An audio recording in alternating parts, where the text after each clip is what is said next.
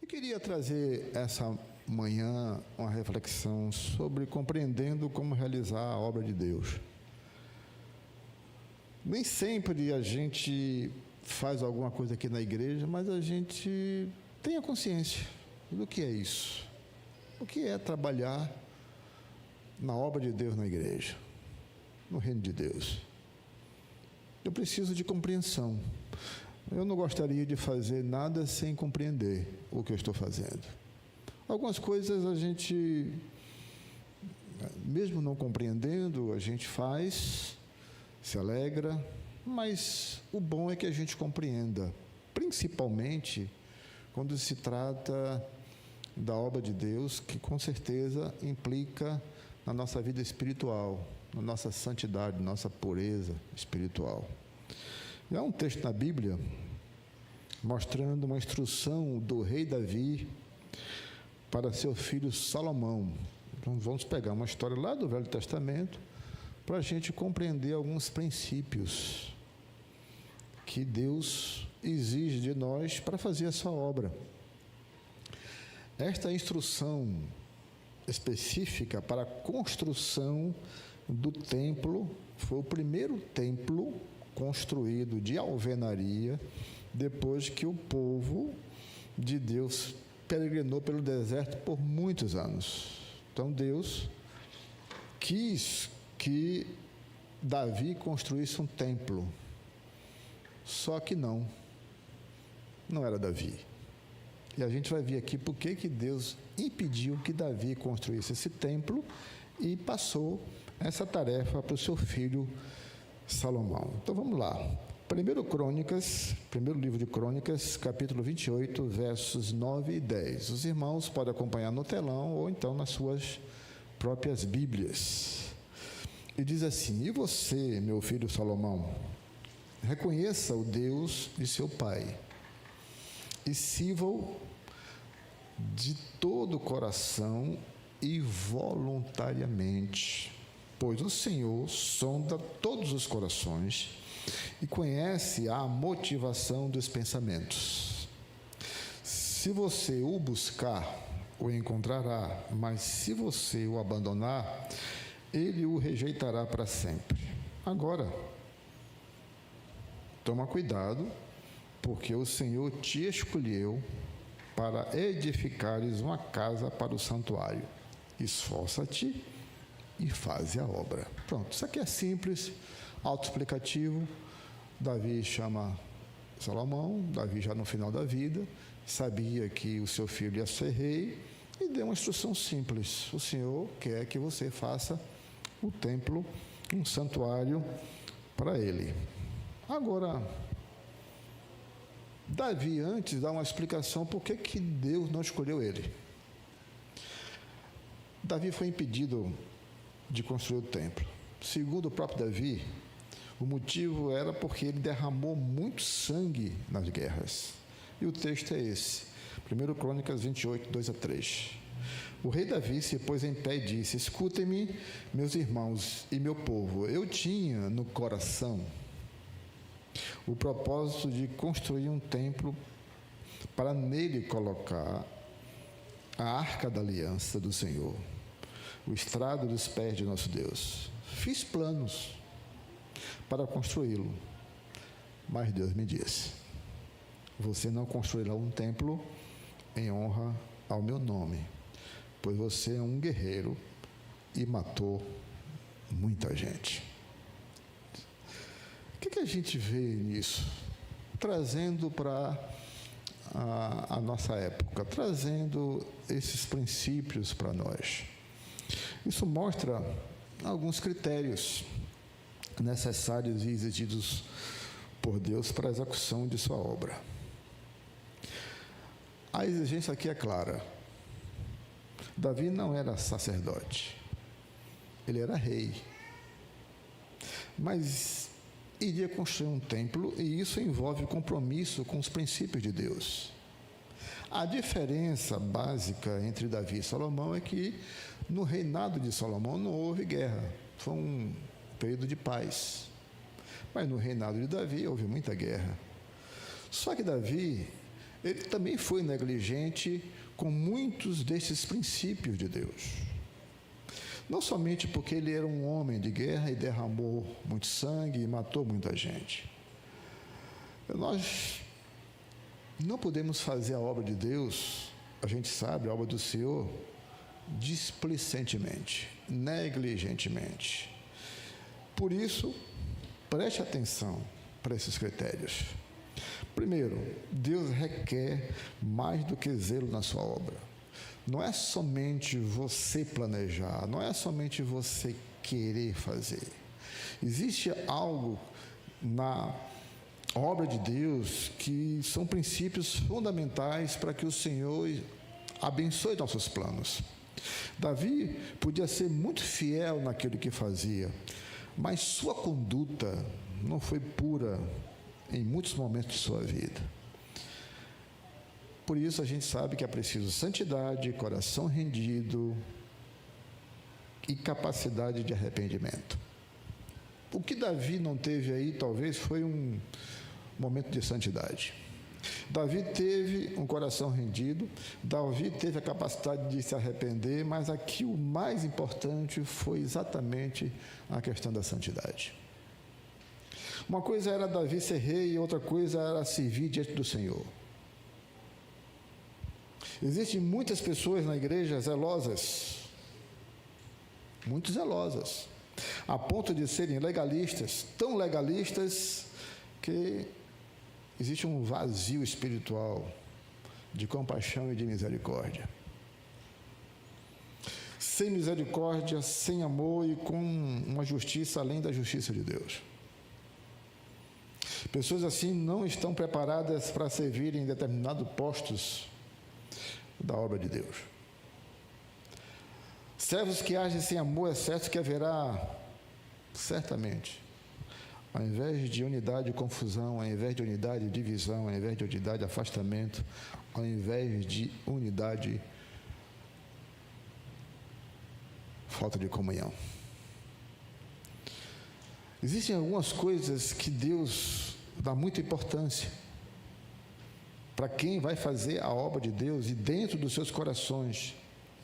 E dois princípios essenciais para que a obra do Senhor prospere: é unidade e comunhão. Eles não conseguem entender a comunhão, eles não conseguem entender a misericórdia, o perdão, e só conseguem agir pela legalidade, gerando ódio, guerras e mal-estar. Legalismo não é sinônimo de santidade. Pastor, qual é a diferença? A diferença é que o legalismo, ele não abre mão de uma justiça pessoal. O legalismo traz para dentro de uma situação espiritual que, na realidade, ele vai fender as questões mais importantes para a comunhão de uma igreja, que são exatamente a misericórdia e o perdão. Os irmãos lembram do maior pecado de Davi? Ele cometeu dois grandes pecados. Dentro de um pecado, ele cometeu mais pecados do que o próprio Saul. Além do adultério, ele mandou matar. Ele planejou para matar a esposa de Betseba, que era um general dele. Mas Davi também, ele se orgulhou e queria contar. Ele fez um censo e Deus não permitiu. Mas em todas essas coisas, Deus veio e falou com o coração de Davi, e Davi se arrependeu e ele reconheceu seus erros.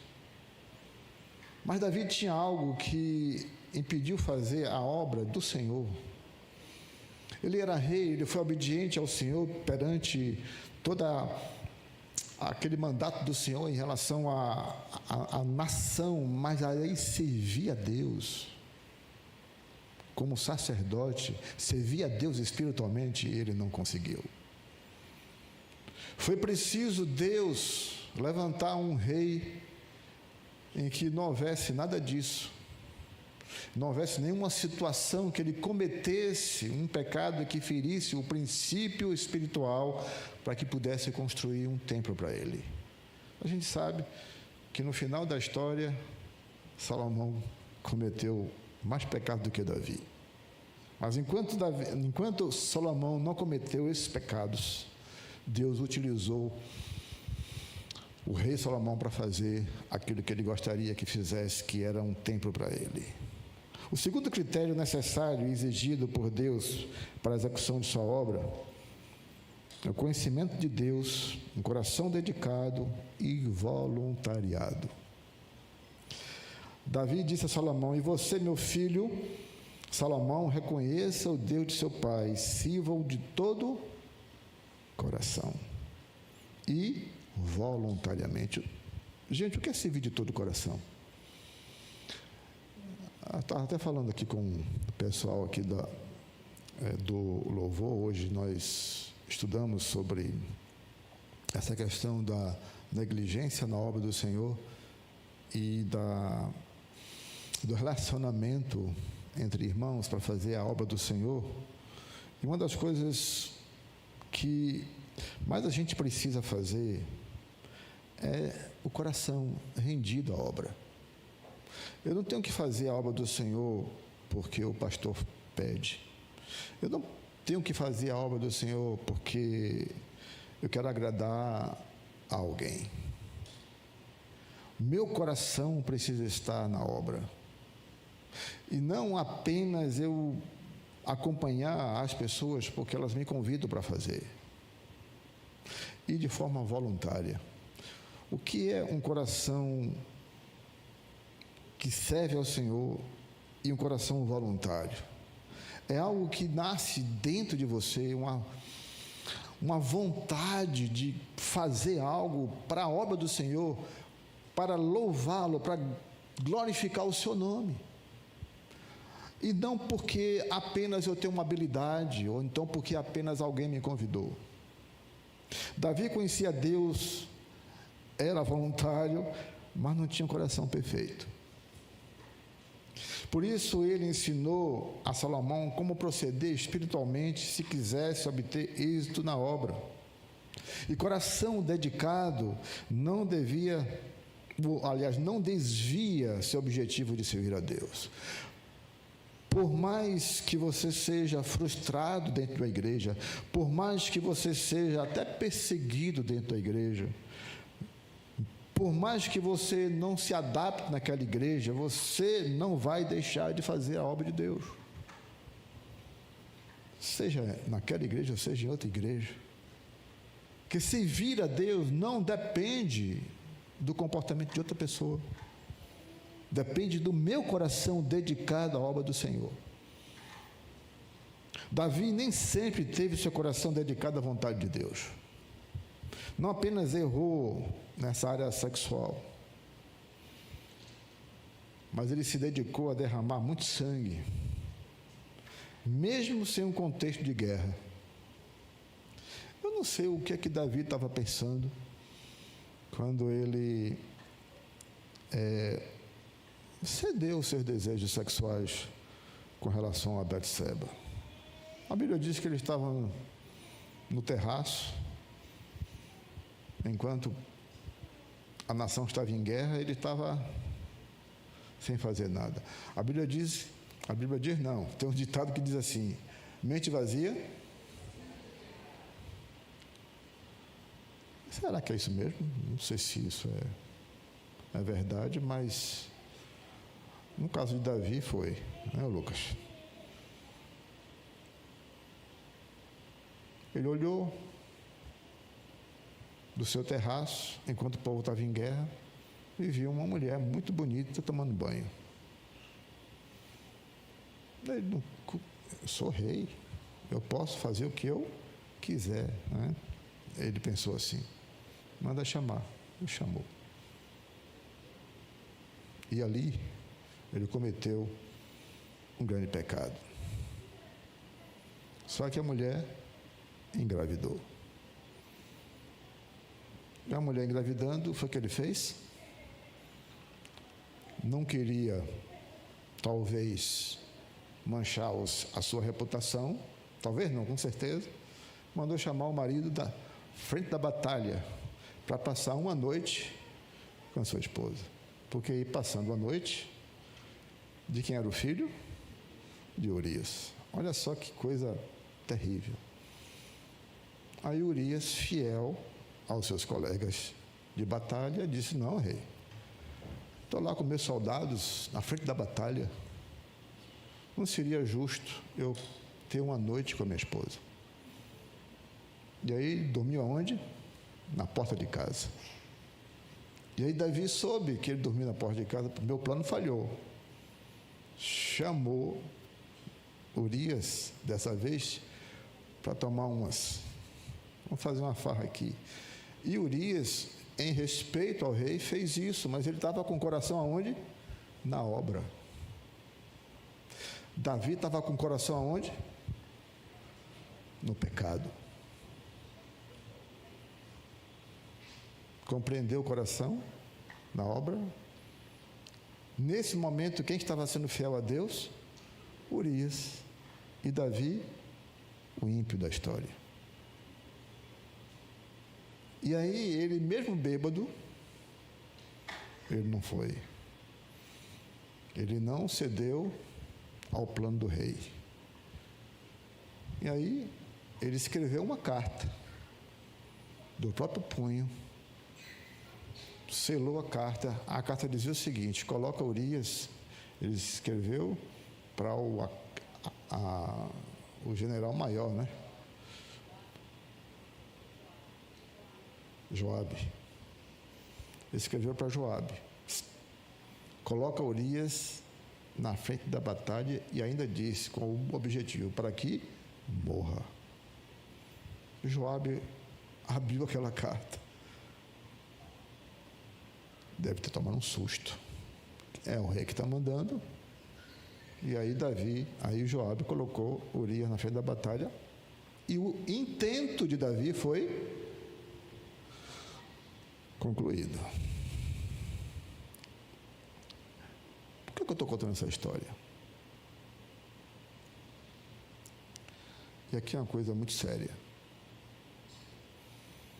Nós que participamos da igreja, mesmo que a gente não tenha cometido um pecado como esse, um erro dessa magnitude, dessa natureza, mas preste atenção, meus irmãos, de uma maneira geral, a igreja, não é a Igreja Batista Esperança apenas. O que é que está acontecendo com o mundo evangélico? O que é que está acontecendo no geral? O que é que essas pessoas estão fazendo com a obra de Deus? Com o temor de Deus? Coisas pequenas que acontecem aqui, às vezes, uma desavença, isso é normal, uma falta de entendimento, uma ferida aqui ou acolá. Mas o que é que está acontecendo para que a gente se alerte como igreja e não caia na tentação de não estar com o coração na obra de Deus, mas alcançar objetivos que não sejam a vontade de Deus dentro da igreja? Vou dar um exemplo aqui. Qual é o nosso objetivo quando na igreja, quando a gente faz a obra? É dinheiro? Talvez o que mais mova as igrejas hoje ao crescimento é o dinheiro, é a busca do dinheiro, mas não para fazer a obra de Deus, mas para enriquecer a poucos. Muitas coisas estão acontecendo que Deus não aprova, que Deus não permite. Por que eu estava falando aqui hoje, por que nós, nos nossos relacionamentos, aqui entre nós, Nós não aplicamos os princípios de Deus para que a obra do Senhor realmente prospere, de uma maneira espiritual. A falta de perdão, que é um princípio básico do cristianismo, perdão. Isso aqui é uma coisa muito interessante. Se eu perguntar para você, se você não perdoar alguém, o que acontece? Biblicamente falando. É uma coisa que está lá escrita, que está bem patente ali. Se eu não perdoar, o que acontece comigo? Segundo a palavra de Deus. Eu não perdoo. Aliás, eu não perdoo, não. Deus não me perdoa. Isso é sério. Mas às vezes nós temos tanta dificuldade de perdoar, que a obra de Deus, não é que a obra de Deus se prejudique, é que Deus não vai permitir que aquilo cresça, que aquilo prospere, que aquilo se desenvolva. São princípios que o Senhor, está lá escrito no livro, na carta de João. Se alguém diz que ama a Deus, mas odeia o seu irmão, é mentiroso. Como é que você pode dizer que ama a Deus que não vê e odeia seu irmão que vê? Então a gente precisa trabalhar nesses princípios aqui, para que a gente faça a obra do Senhor e o Senhor aprove os nossos planos na obra do Senhor. E que às vezes pode ser a construção de um templo, mas às vezes pode ser o nosso dia a dia, aqui na igreja. E a gente sofre com isso. Por que não dá certo? Por que não prospera? Faça. E o pior é que às vezes a gente sempre culpa o outro. A responsabilidade é sempre do outro. E você, meu filho Salomão, reconheça a Deus, o Deus de seu pai, e sirva-o de todo o coração e voluntariamente. Sabe, meus irmãos, Davi foi responsável pelo bloqueio de Deus para que ele pudesse fazer o templo. Mas Davi tinha uma coisa interessante, ele não reclamou, ele não se revoltou, ele não se sentiu excluído por Deus. Ele reconheceu, digo, realmente, eu não posso. Agora veja só, com muita observância, a sequência do texto que nós lemos no início. Primeiro, conhecimento de Deus. Como servir a Deus se não conhecemos a sua natureza amorosa e santa? Segundo, coração dedicado. Como obter um coração dedicado se não há conhecimento de Deus? E terceiro, espírito voluntário. Se você conhece a Deus, vai amá-lo, e se você o ama, sabe que tudo na obra dele precisa ser realizado com zelo, mas sobretudo com extremo amor, senão você desistirá na primeira decepção ou obstáculo. Não estou dizendo que você vai desistir de fazer a obra de Deus em um lugar e começar em outro. Eu vou dizer que você vai desistir para sempre. Se não tiver zelo e amor pela obra, se não tiver amor principalmente pela obra de Deus, no primeiro obstáculo você vai desistir. Vocês lembram que Jesus Cristo falou para Pedro depois que ele ressuscitou, encontrou com Pedro, ele resgatou Pedro, ele fez a mesma pergunta 3 vezes: Pedro, você me ama? Pedro disse o quê? Sim, Senhor. Então, faz a obra, apacenta minhas ovelhas. Então, o princípio aqui não é nem você amar a ovelha, é você amar a Cristo.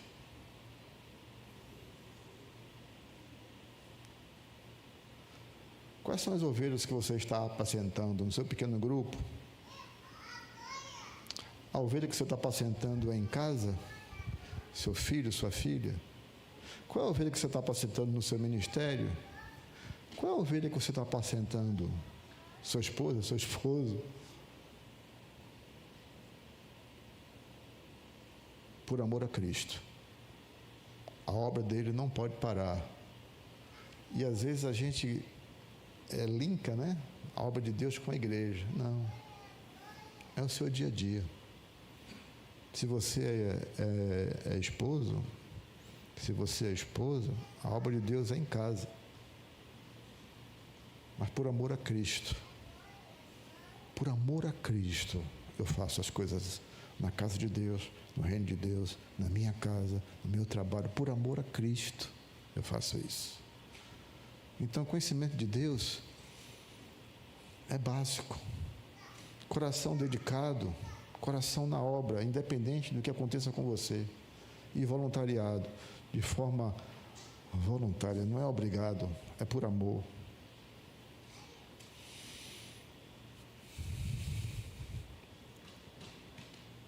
Meus irmãos, voluntários não pedem nada em troca. Servem de forma incondicional e com amor intenso. Não desistem por amor a Deus. Amam a Cristo e servem a Ele independente das decepções e falhas humanas. E não adianta fingir que conhece a Deus. Que você tem um coração dedicado e nem fingir que tem um espírito voluntariado. Um espírito voluntário. Sabe por quê? Em 1 Crônicas 28, 9, parte B, diz assim: porque o Senhor, vamos ler juntos? Porque o Senhor esquadrinha todos os corações e penetra todas as intenções e pensamentos. Mas para quê? Para punir? Não, para corrigir. E Deus não vai permitir que a obra prospere nas mãos de pessoas que não se esforcem em conhecê-lo, nem incline seu coração à dedicação e nem faça a sua obra voluntariamente de todo o coração e amor. Então Deus sabe, Deus conhece. E por último, um terceiro critério necessário e exigido por Deus para a execução de sua obra: buscar a Deus antes de desejar servi-lo. Em 1 Crônicas 29, 6 diz assim, 28, 29 e 6 diz assim: se você o buscar, o encontrará, mas se você o abandonar, ele o rejeitará para sempre. Duro, né? Muito duro. O que é que o texto está dizendo? Você precisa buscar a Deus de todo o coração. Se não fizer isso,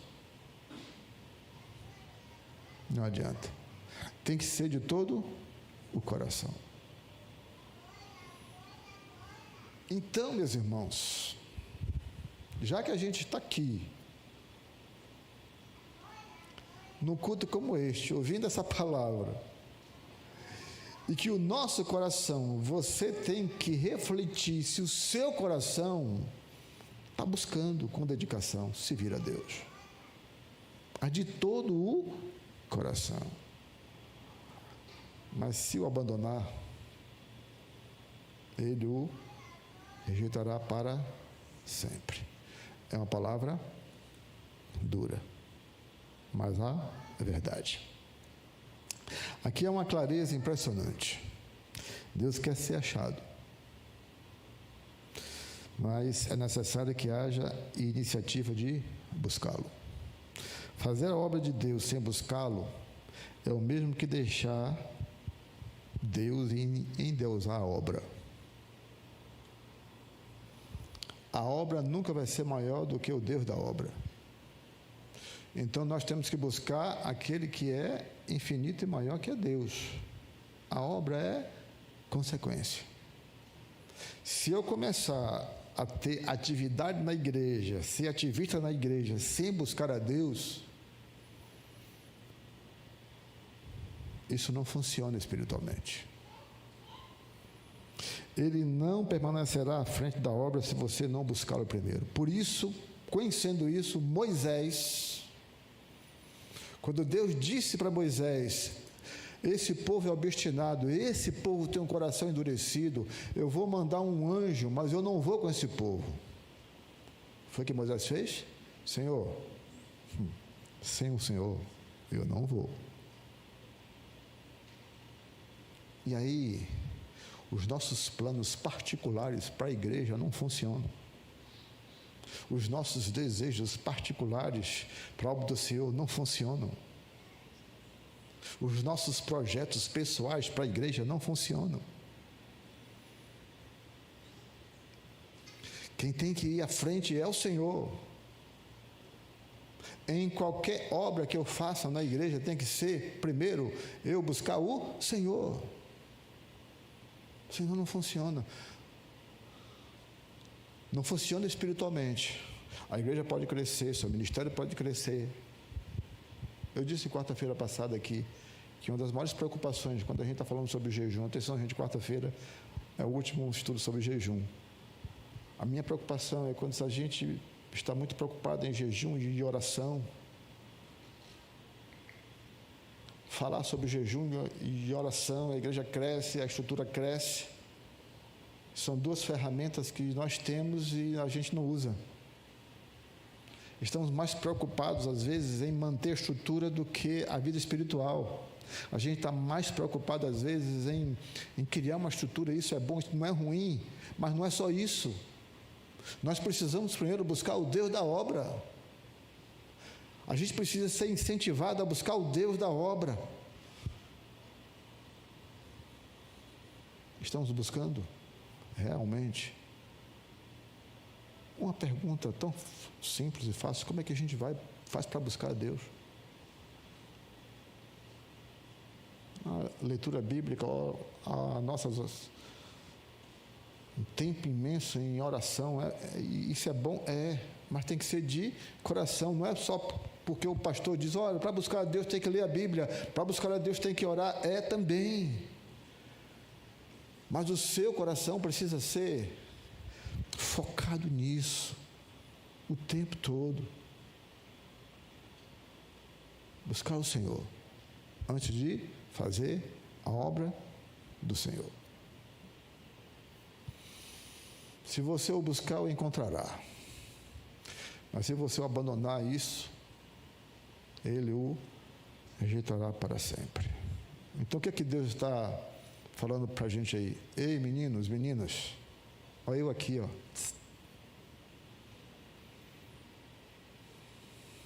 Eu estou aqui. As obras que vocês vão fazer atrás de mim.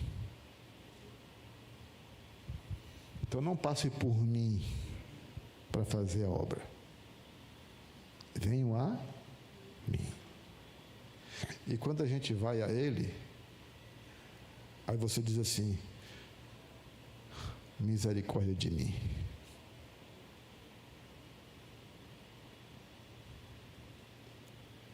Fazer a obra de Deus sem Deus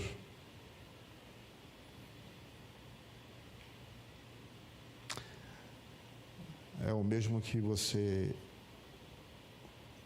usar sapato sem sola.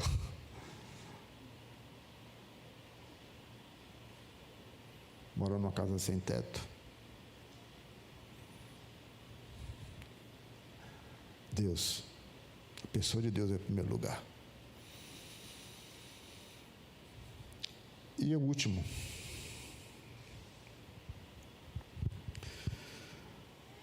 Quarto critério necessário e exigido por Deus para a execução de sua obra: cuidado e esforço. Davi continua a orientar Salomão: agora toma cuidado, porque o Senhor te escolheu para edificares uma casa para o santuário. Esforça-te e faz a obra. Ou seja, Deus pede para a gente fazer a obra, mas não dá tudo de imediato o que precisamos. Nós temos que se esforçar.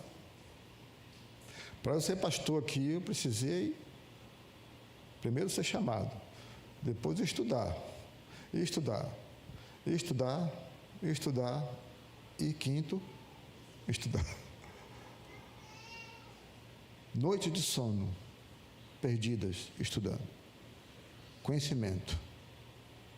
O conhecimento não é tudo, mas é necessário. Esforço. Esforça-te. Olha que Salomão era um homem rico. Tinha todo o recurso financeiro. Mas Davi disse, esforça-te. Sabe por quê? Porque no meio do processo vão existir problemas. É um funcionário que não quer trabalhar, é outro que bota na justiça. É outro que vai ficar dando migué, né? Como diz o outro. Vai faltar material. Não tem com quem transporte material.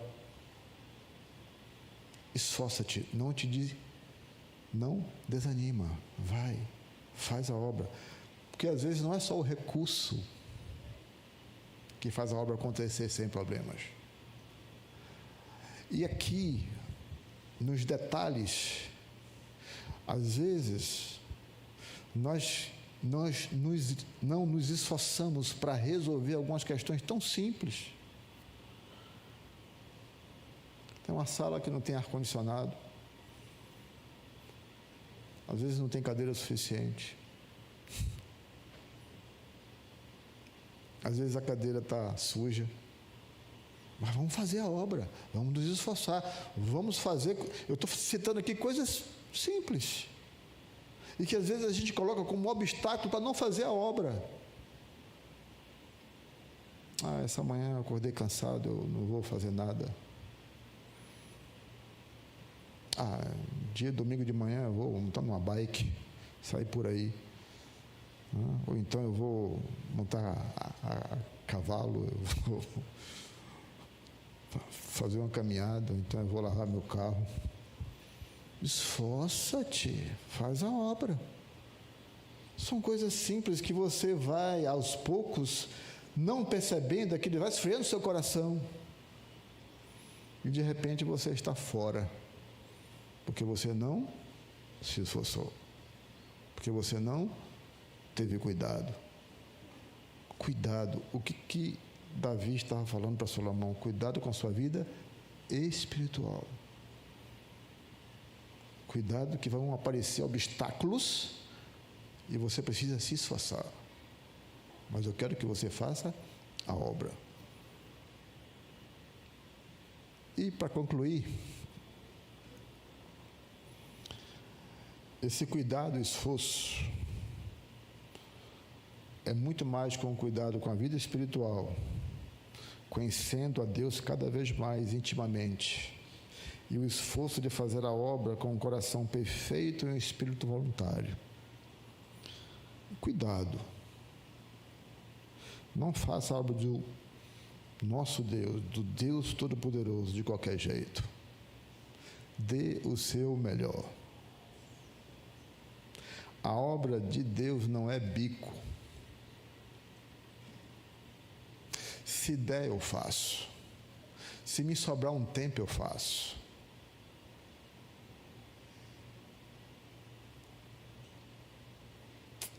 Senhor, primeiro deixa eu concluir o meu curso de bacharel. Primeiro deixa eu concluir meu curso de mestrado. Primeiro deixa eu construir minha casa. Primeiro deixa eu resolver meus problemas pessoais. Deus não está no segundo plano.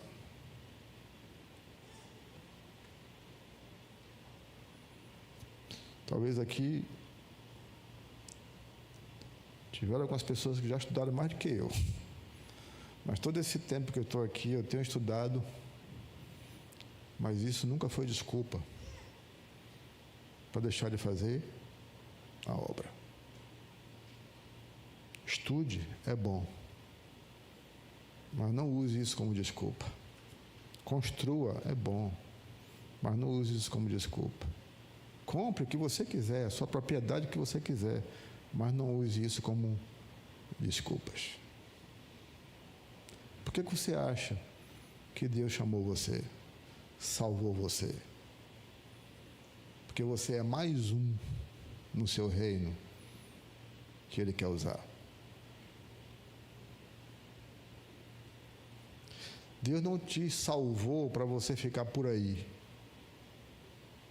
vagando sem rumo. Deus te salvou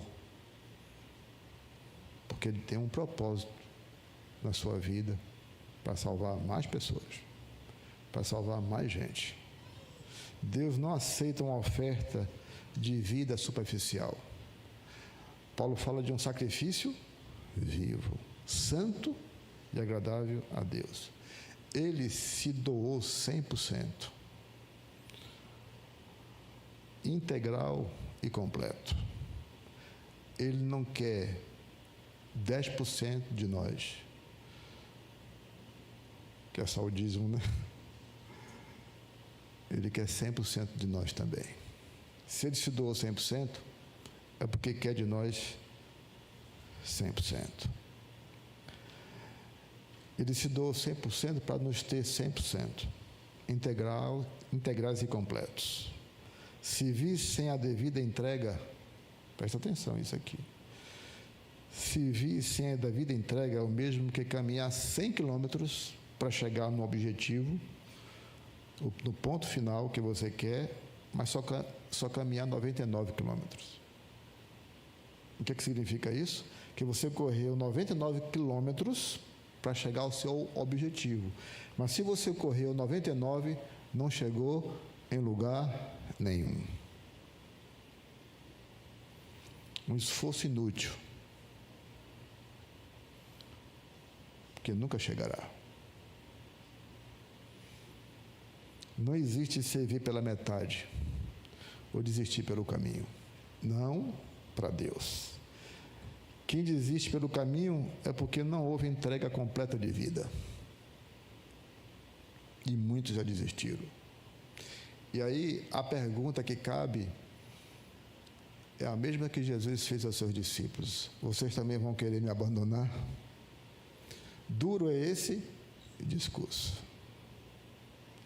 Agora vejam, para a gente fechar hoje, eu sei que eu estou colocando uma angústia muito grande nos seus corações, mas é para o bem da gente.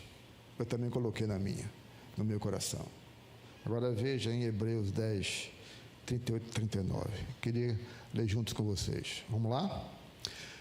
Mas o meu justo viverá pela fé, e se retroceder, não me agradarei dele. Nós, porém, não somos dos que retrocedem e são destruídos. Então, tudo aquilo que eu falei não saiu do meu coração, saiu da palavra. Mas o meu justo viverá pela fé. E se retroceder, isso é um alerta, não é ameaça, é um alerta. Não me agradarei dele. Ou seja, o que o Senhor está dizendo aqui? Que o justo não perde a salvação. Se retroceder, o Senhor vai ficar triste, o Senhor não vai se agradar. Mas o que ele diz na segunda parte do texto? Mas vocês não são assim. Eu conheço vocês. Vocês foram salvos.